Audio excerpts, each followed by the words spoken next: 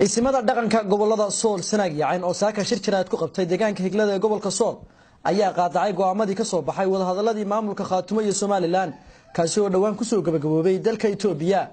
isimada ayaa sheegay in shakhsiyaad gaar ah aysan matalayn masiirka ummadda deegaan Sool Sanaag iyo Cayn waxayna ku baaqeen in shirweynaha ay ku qaban doonaan magaalada Buuhoodle ee xarunta gobolka Cayn. waxaana saxaafadda u aqriyay warmurtiyeedka ay soo saareen isimadu Garaad Maxamuud Cismaan Mashqare. waxaa magaalada Addis Ababa ka dhacay kulamo lagaga hadlayay masiirka iyo mustaqbalka goboladan sidaas daraadeed waxay isimadu ka soo saareen qodobadan hoos ku qoran. kow waxaanu cadaynaynaa haddaan nahay isimada in aanan kulamadaas wax talo ah ku lahayn waxna ka ogeyn. waxaanu cadaynaynaa kulamadaas inaanan talana ku lahayn waxna ka ogeyn. go'aanada ka soo baxay wada hadalladaas ma khuseeyo gobolada Sool Sanaag iyo Cayn maadaama aan lagala tashan shacabkooda. mar haddaan shacabka lala tashan oo loo waramin oo markii la tegayay la sii waraysan shacabkooda ma khuseeyo. talooyinka masiiriga ah qodobka saddexaad waa number 2 qodobka saddexaad talooyinka masiiriga ah ee goboladan SSC waa la wada leeyahay. kooxdaasina ama kooxina si gaar ah uma laha ama uma sheegan karto. talooyinka masiiriga ah oo dadka mustaqbalkooda iyo aayahooda iyo jiritaankooda ka turjumaya kooxdaasi ama kooxo gaari si gaar ah uma sheegan karaan ama uma sheegan karto. number 4 number 4 si talada baahday loo ururiyo loona mideeyo wixii khaldamayna loo saxo waa in la isugu yimaadaa shirweynihii hore loogu baaqay ee caasimadda gobolka Cayn ee Buuhoodle. Garaad Cabdisaaq Garaad Soofe Garaad Salmaan Buraale Garaad Cabdisalaan Maxamed Garaad Cabdilaahi Guuleed Ugaas Faarax Dheere Boqor Cabdilaahi ayaa dhankooda sheegay inay si wada jir u soo saareen baaqani. go'aamadaas waxaan uga jeednaa talooyinkaas la sheegayo ee soo baxay waxaan u aragnaa inaanay ahayn maslaxad ummadani wada leedahay.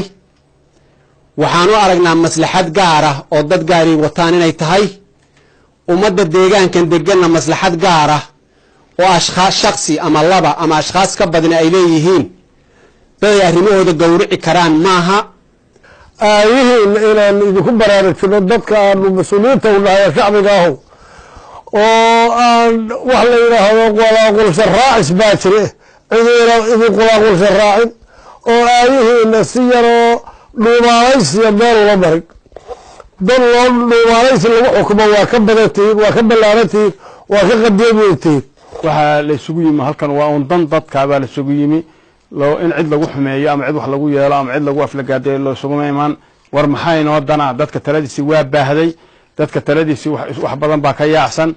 waxaanu ka badin weynay dadka in la isugu yeedho sidii raggiga horeeye sheegeenba isu yeedhistii la isugu iman lahaa ilaahay xigmadiisa abaar baa dhulkii soo gashay dib u dhac baa yimi. dibidhici hadduu yimi dee wixii waa iska sii socdaan qoladii ku shirasay ee Addis Ababa iyagu abaar iyo abaar la'aanba waa iska shirayaan go'aanadooda waa iska soo tuurayaan. dadkana uma cuntamin runtii dadku uma cuntamin oo ma aynan maaragtay kuma ay qancin. sidaa darteed baa kaliftay in la isugu yeedho oo aanu nidhaahno war isu kaale aynu maaragtay ka arrintaa ka hadallo. waxaanu aada uga xunnahay kana hor jeednaa kulamada la yidhaahdo soobay ka dhaceen wixii ka soo baxayna waa aragnay. markii la qabanayana waxba kamaanaan ogeyn. markan dambe laga yimina wax khaldan baa laga sheegayaa labada dhinacba. sidaa daraaddeed waxaa cad in ayan waxyaabahaasi goboladan u cuntamin dadweynahan u cuntamin.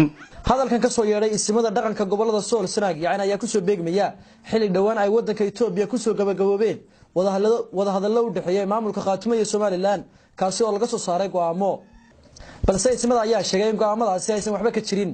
Mukhtaar Cabdi Jaamac warbaahinta SBC Laascaanood.